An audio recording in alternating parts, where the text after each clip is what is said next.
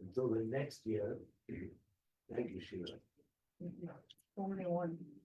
Okay, I'm taking it back. Thank you, Lilo.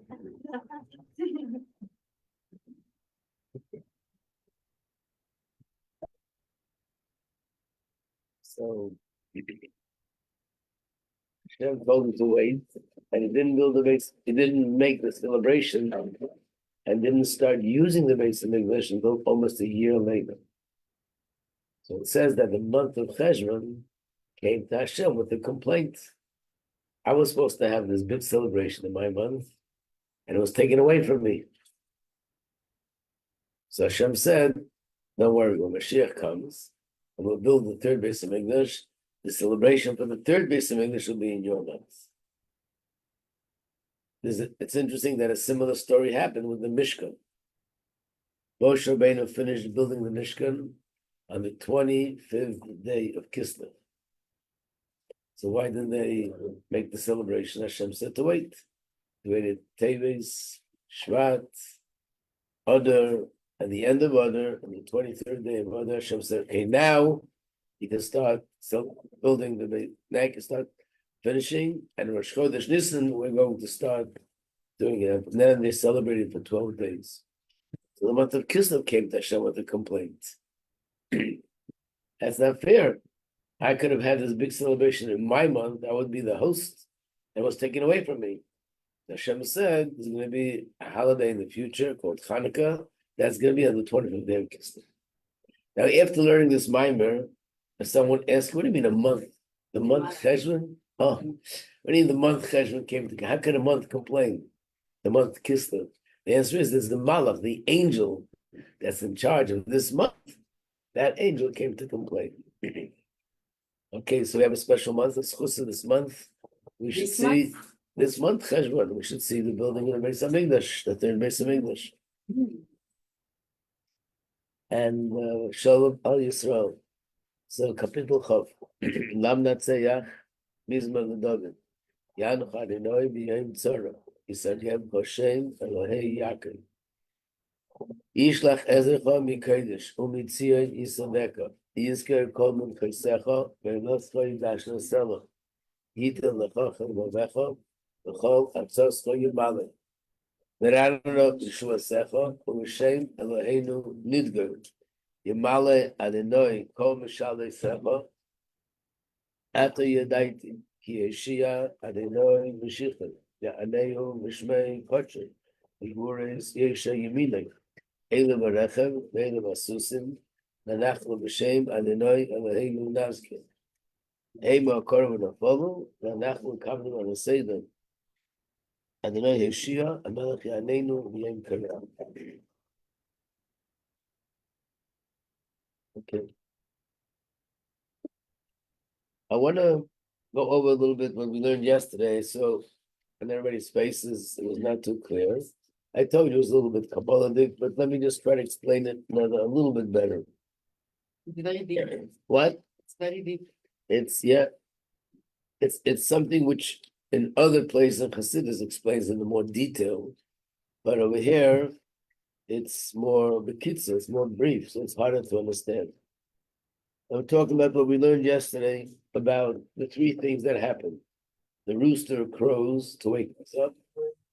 Malach Gabriel wakes up the neshamas in Gan Eden, and Gevura Debina wakes up sort of Malchus. What does all that mean?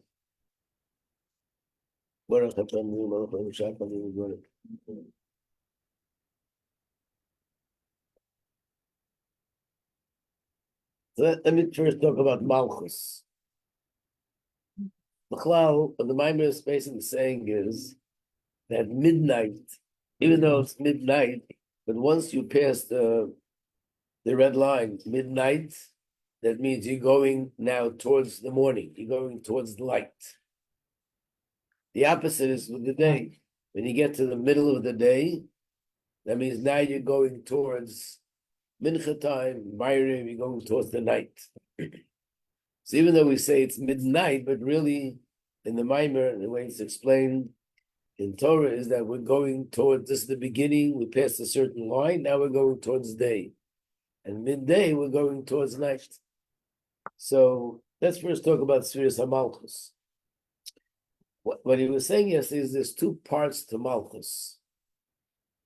The two parts are, let me just show you this on the charts. In each world, Malchus is the last sphere, right? There's an arrow here. What does the arrow mean? That Malchus is the source to create the next world.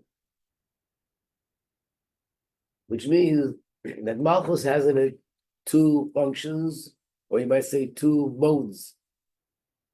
There's one mode where Malchus is part of the 10 and receives from these 10.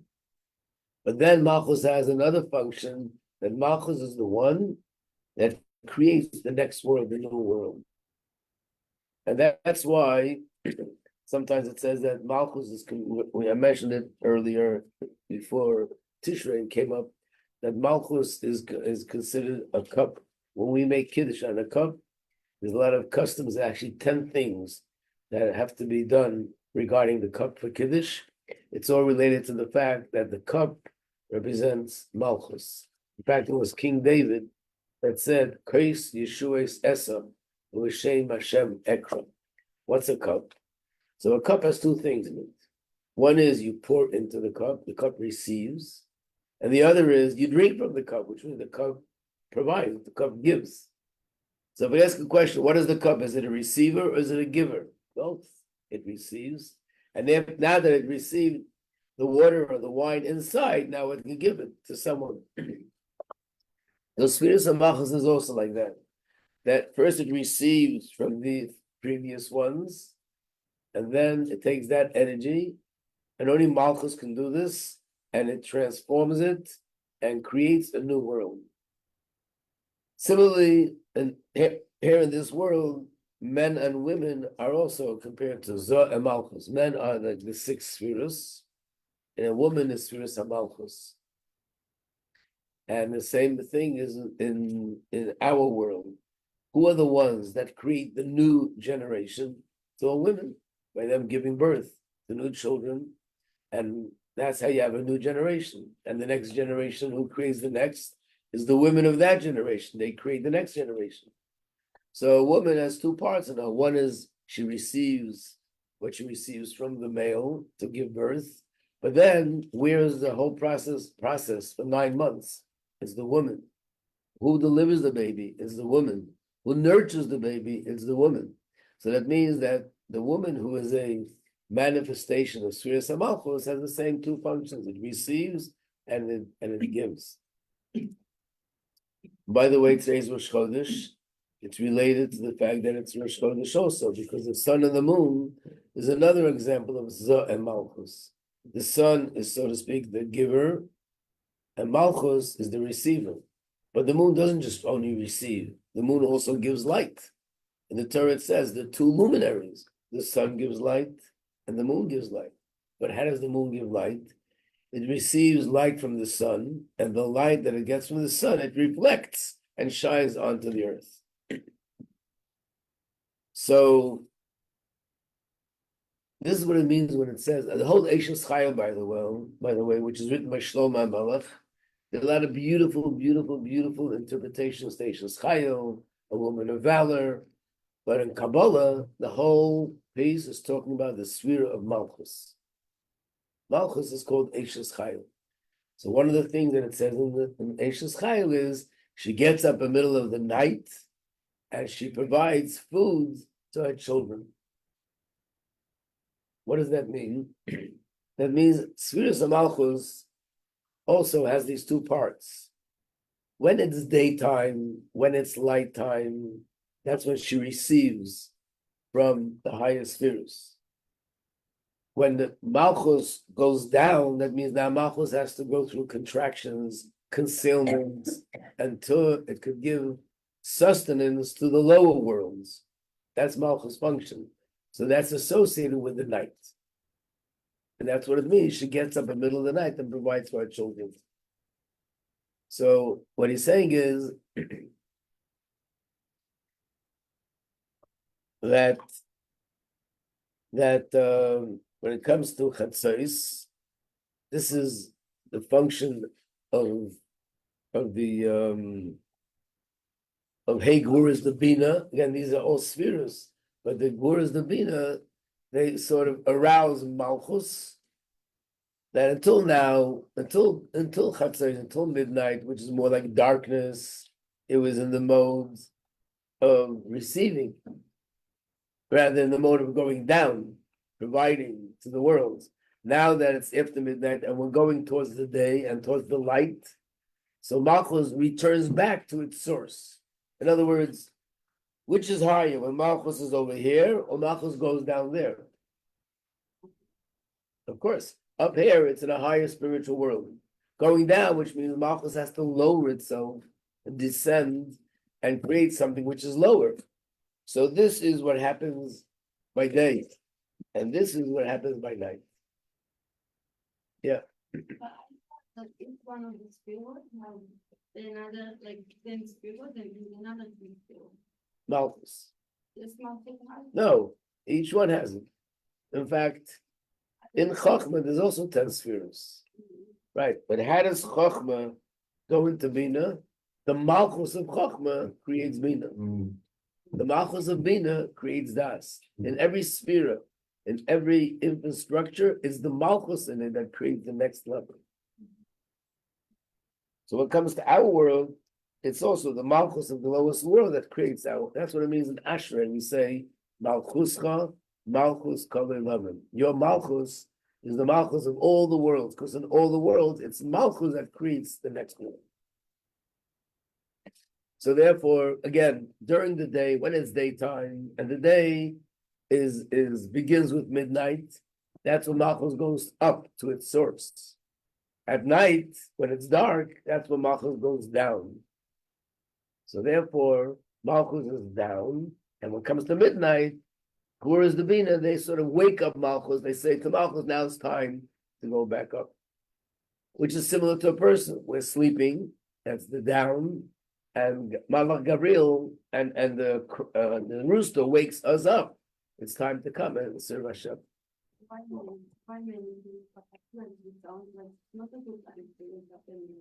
What? If the mouth like go that, it sounds like you wake up in hand, it's not like this very good time. Because the mouth is going, no?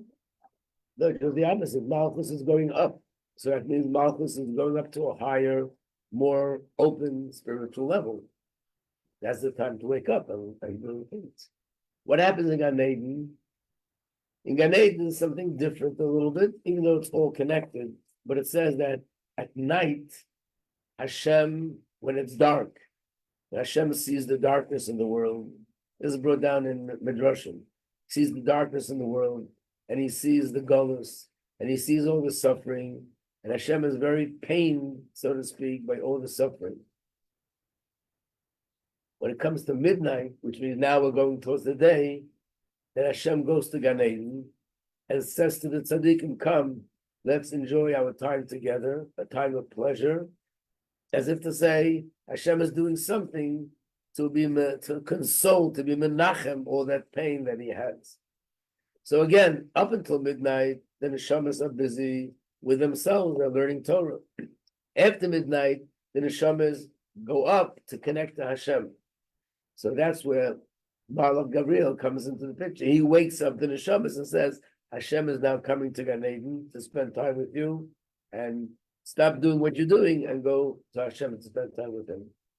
So basically, things are happening on all three levels.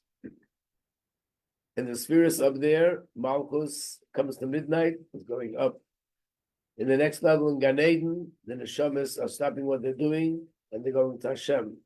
Down here, we're no longer sleeping, we're getting up to study Torah. So when we make the bracha, in a sense, by making that bracha, that's responsible for the whole process happening. When we make the bracha, that causes things to happen on the higher source. Then from there it comes to the next level, then the next level. And down here, the rooster is crowing.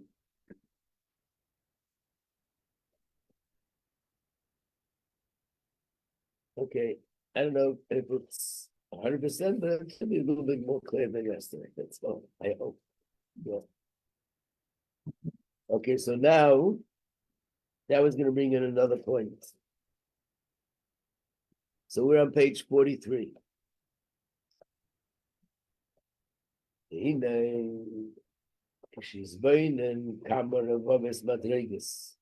person would contemplate on this. How many tens of thousands of levels that the light of Hashem has to evolve according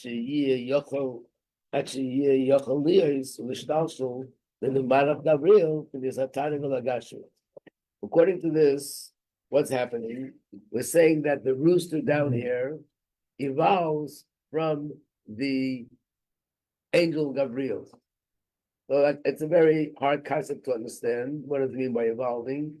But again, the mushroom we usually use is like, think of a tree that evolves from a seed. Think of a human being that evolves from a human seed. That initially there's something here that's totally not identified as a person, just some substance. And that substance is processed by the male and the female.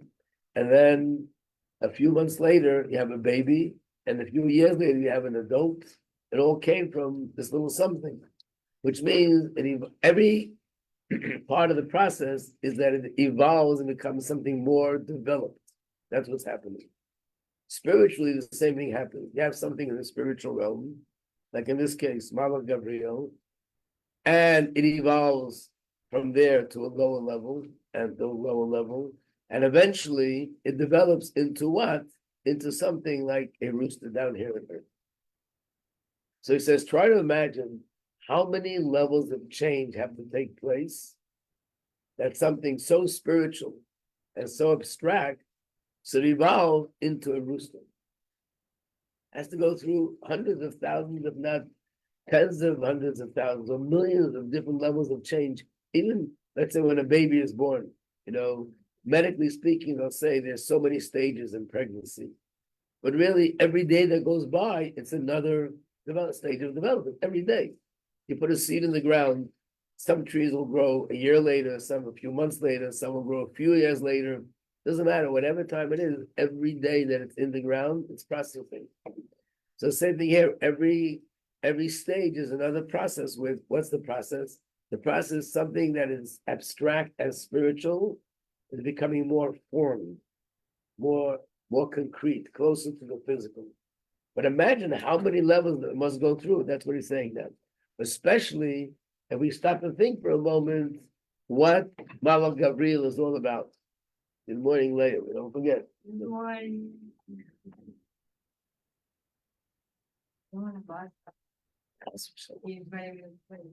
Good afternoon. 8:52. Hashem created a lot of things in creation, but angels are considered the biggest and the greatest of things that were created by Hashem. Hashem created this world. There are mountains, there are rivers, there are oceans, but all this can be compared to what Hashem created, the angels. In reference to this, it says, how big and great is your creation. You know that it's known. I made a copy here so you can see it more clearly. You take a look here on page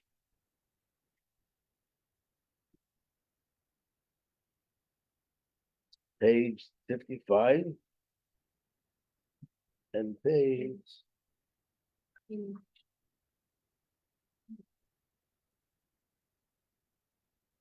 oh, I didn't make it. That's funny. Okay.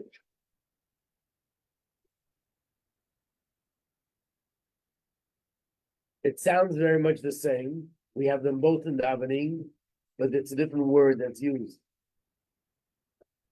Here on page 55, which by the way, we happen to be a chapter Tehillim we say today on Rosh Chodesh.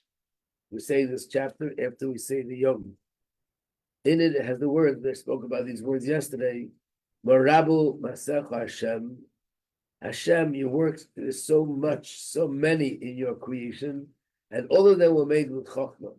What he's talking about is the how much things there are in creation. That they created millions and billions of different kind of species in different kinds of things in every area, in Daimim, in Tzemeach, in Chai, in Medaber, there are different kind of people, different kind of animals, different kind of insects, different kinds of fish, different kinds of plants and trees, and also things that are Daimim, that are inanimate. There's also different kinds. There's pebbles, there's earth, there's better earth, there's worse earth, there are diamonds, there are pearls, there's all sorts of things in the realm of diamond which have no life at all. So the Rabbi is saying it's so many things that you created, and the reason why it's such an amazing thing is not only because wow, you made it so many different things. Hashem is one; He's abstract. He doesn't have any form and any shape, and yet He created millions and billions and trillions of different forms and different shapes. But there's another pasuk, which is the one he's bringing here. I thought I made a copy of it.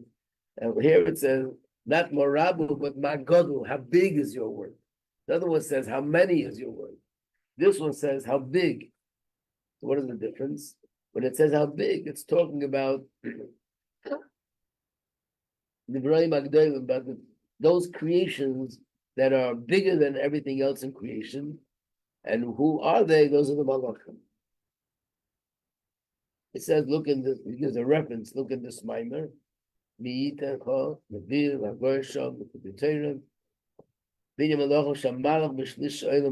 says a malach is a third of the size of the whole universe.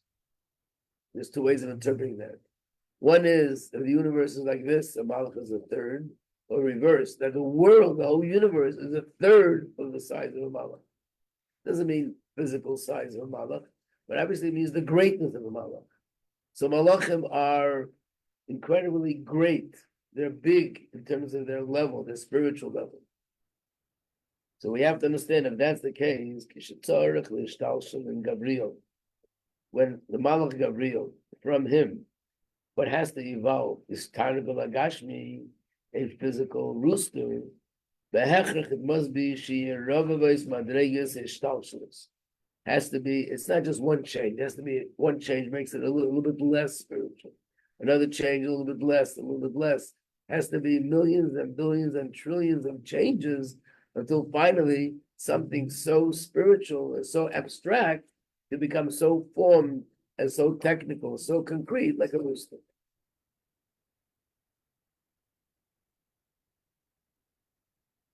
And not only does this apply to this, but everything in the spiritual realm. Remember, we said that everything in the physical realm evolves from the spiritual realm. So if you walk outside, and you see trees, and you see dogs, and you see cats, and you see people, and you see cars, and you see leaves, and you see whatever you see, everything there comes from the spiritual realm. But it evolved and went through a process of tzimtzum, where the light becomes smaller and smaller and smaller. Smaller means it becomes more formed, becomes more finite and more defined until eventually this becomes a goat, and this becomes a cow, and this becomes a horse, this becomes a cat, and this becomes a dog, and this becomes a human, and this becomes a tree, and this becomes an apple, and so on. So it must be that everything in this process goes through revolves madregas, myriads of stages of evolvement, that something so spiritual should become something so physical. So now he's going to introduce a new thought, which we didn't talk about this before, and that was part, I think one of the students asked the question at the beginning, is everything created yesh mi'ayin, means out of nothing, or it goes through this process of change? When you say it goes through the process of change, it means it's not out of nothing. Something existed, and that something changes until it becomes something physical. So which is it? He's going to explain now that both processes are necessary. There's a first that has to go through all these different changes. And nevertheless, in order to have that jump, that from some sort of spiritual energy, what should become of it as a physical rooster, that's yesh me'ayin. So we need to explain it, but let's read it inside first.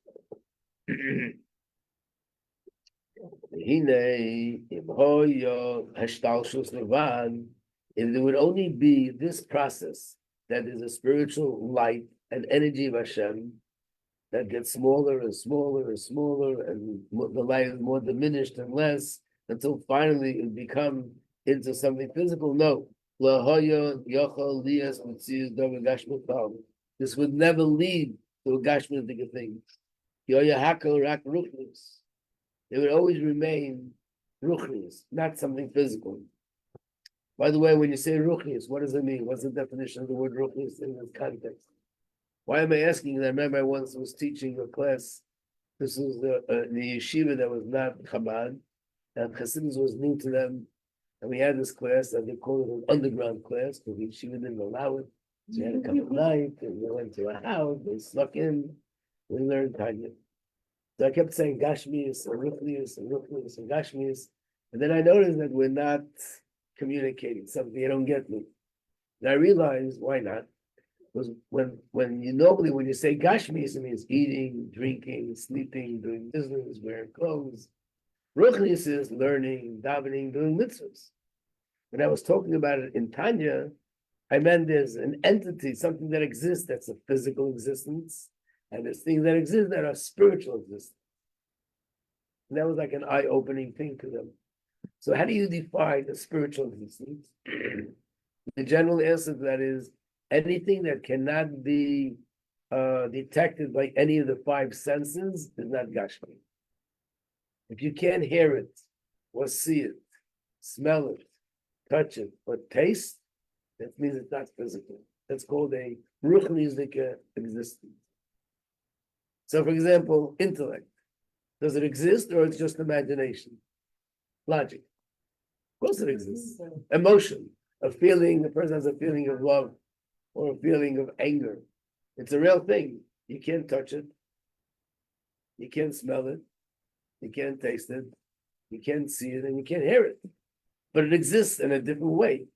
Even we don't know how it exists. We just know what it feels like. But if someone asks you, what does it look like? I don't know what to answer.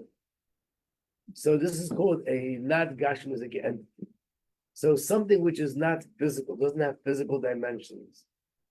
So it's something that it's a spiritual thing. It evolves and evolves and evolves. What he's saying is it could never evolve into something which is physical and has physical dimensions. No matter how much it evolves, no matter how low it gets, it could never make that jump from something not physical to become physical. I mean, not that the best example, but imagine if you want to build yourself a house, it costs a lot of money. So instead of hiring contractors, I'm going to think about a house in my head. Think about it. I'm going to picture every room, upstairs, downstairs, the staircase, the roof, the basement, the backyard, the kitchen, the dining room, the living room, the bedrooms, the sinks. But I really close my eyes and picture it real. It's so real I can smell the wood when a house pop out of my head. How could it? It's a different kind of existence. From this, you can't have wood. So he's saying is ruchnius could become a lower ruchnius, lower ruchnius, lower ruchnius. But how can ruchnius become a piece of wood, or a piece of flesh, or an animal, or an object? It's a different kind of existence. So therefore, no matter how low it becomes, it still can turn into something physical. Let's see the words again. If it will only be this process of development, a physical entity could not become in existence. Only ruchnius. Even it would be myriad of stages, in other words, hundreds of thousands and millions and billions and trillions of changes. The Ruchnius Gashmis. Still, Ruchnius would not evolve into Gashmis. Kimoyako Ruchnius would be a lower Ruchnius, a good thing, but still Ruchnius. So, how does it happen? They Gashmis, in order there should be something Gashmis coming from it. That'll be that Bria Yesh Miyayin. This is something which is called Yesh Miyayin. Kamayim Bala Ikrim, and the famous statement of a sefer called Ikrim, which is Havas Hagashmis Ruchni, the fact that something physical is created and evolves from something spiritual. Ein Lach Bria Yesh Miyayin Gadol Min Zeh. This is the greatest form of Yesh Miyayin. So remember, one of you asked the question, how do you say it's Yesh Mi'ayin? It's from Hashem. I call it Hashem Ayin. Yesh Mi'ayin means that it's something that comes from a place where this something did not exist there at all. So in other words, let's use the example of a seed that I gave before. A human being who has intelligence, eyes, nose, mouth, heart, brain, organs, the nerve center. The human being itself is an incredible creation, but it comes from something, and that something is a physical something, and that physical something develops and develops and develops and develops, and eventually develops into a human being. But you're starting off. The starting point is something physical. Then with a tree, comes from a seed. We're not mistaking. I know it says so in Chassidus, I think according to science as well, in the seed is already the potential for all the things that grow out of the seed. Then with a microscope, you can see certain things in the seed, which is the source of what will come out later. So it means you already have a physical existence, and that physical existence develops into something which is way, way different than what it used to be, but it still started with something physical and develops into something bigger physical. But when a piece of wood comes from an angel, let's say, like you said before, the trees, they evolve from the angels, or rooster evolves from Gabriel.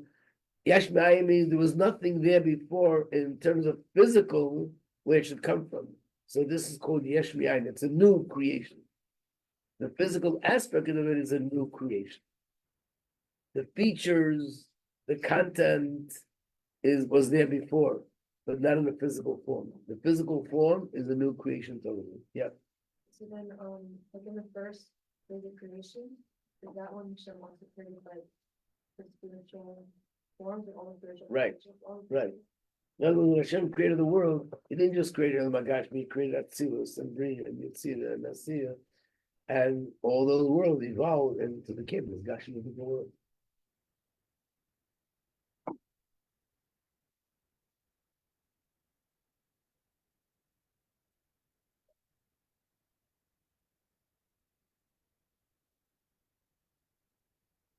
So what is he coming to? He's introducing here a new idea. That on one hand, and basically you need both. You need the process of evolvement, and you need the process of Yesh Me'ayin, which is something which needs a lot of explanation, but let's first say what he says. Then we'll see why. The Nimtza. So what comes out of this is Gam Shalachol Dover V'Dover. The Protean of Run, even though every single detail, all the details of creation, Bria, Yetzira, Asiya, Yeshayra, Shemokra, and Baila Baruchnius. There's a source in the spiritual realm. Wait a second, was this yesterday or this is today? Was it yesterday, Hayom Yom, about someone that said, I'll tear you apart like a fish? Yeah. Right. Well, Shem Tov put his hands on the students' shoulders, and they all made a chain. And by doing that, he allowed them to see what he can see. And all of a sudden, they all screamed. Why? They saw two people, and one is tearing the other one apart like a fish. Well, Shem Tov said, down here, when he said these words, I'll tear you apart like a fish, nothing happened, just words. You know, in English, there's a song that kids sing, sticks and stones will break my bones, but worlds will never harm, names will never harm me. I forgot how it goes. But in Torah, words are harmful, which means down there you don't see, but up there, the source of Mr. So-and-so. And Mr. So-and-so tore the other part apart like a fish.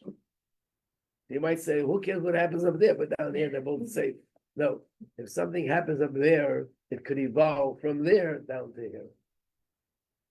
That's what we always say, picture in your mind something good, which creates that condition up there, And now that you created this good up there through thinking about it, it'll evolve from there down here.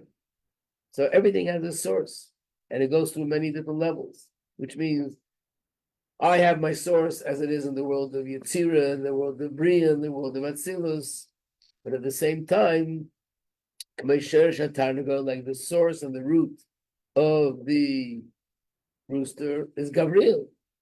But then it's even higher than Gabriel. It goes up to a higher world where there's the Hey Gurus of Iman. Has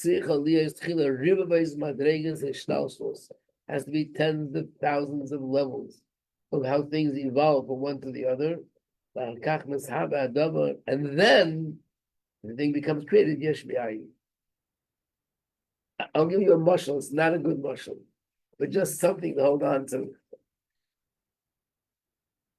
If you want to get to a certain spot, and let's say the furthest point you can get is to the end of a certain mountain, and you want to get to the other mountain, and there's space between the two mountains.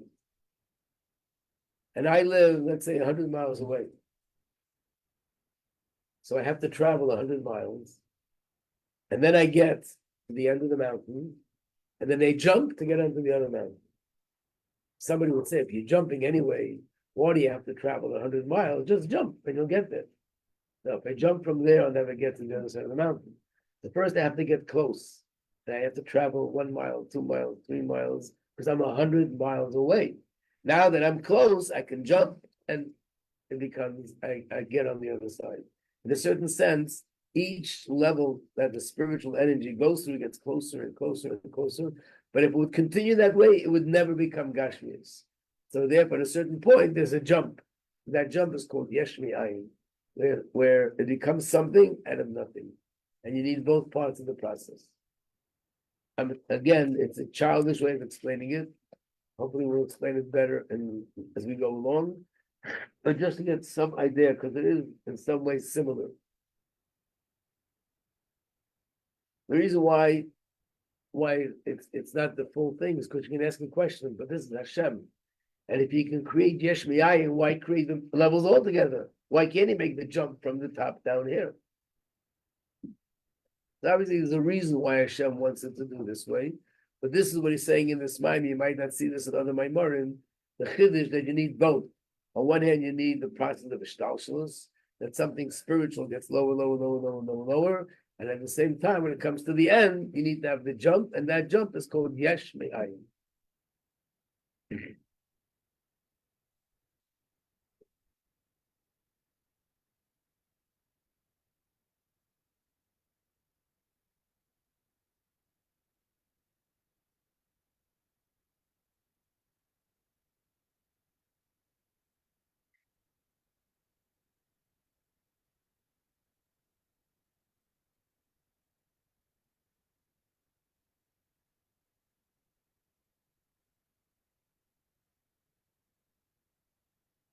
Yeah, now he starts with another thing which you brought down before about what does it mean? Where does snow come from?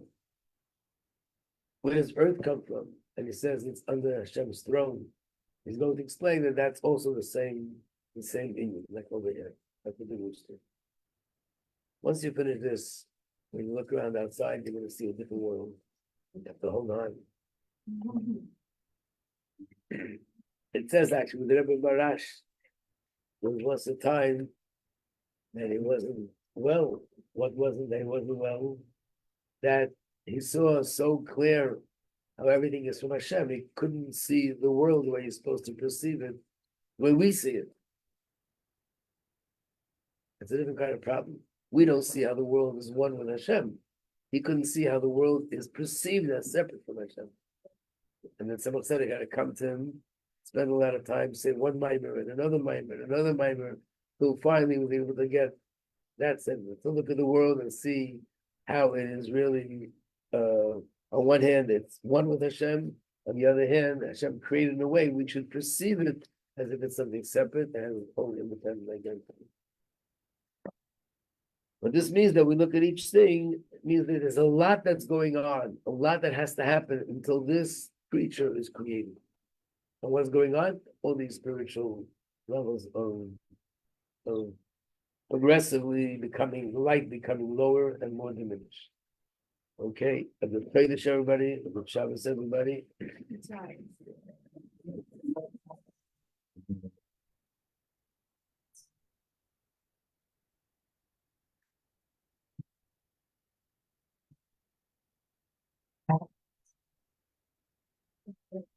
Yeah.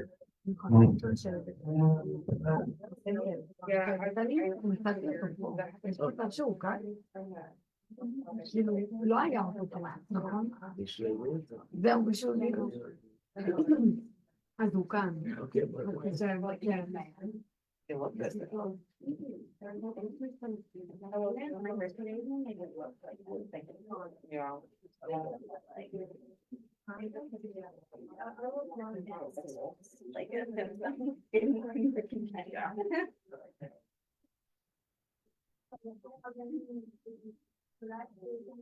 Thank you.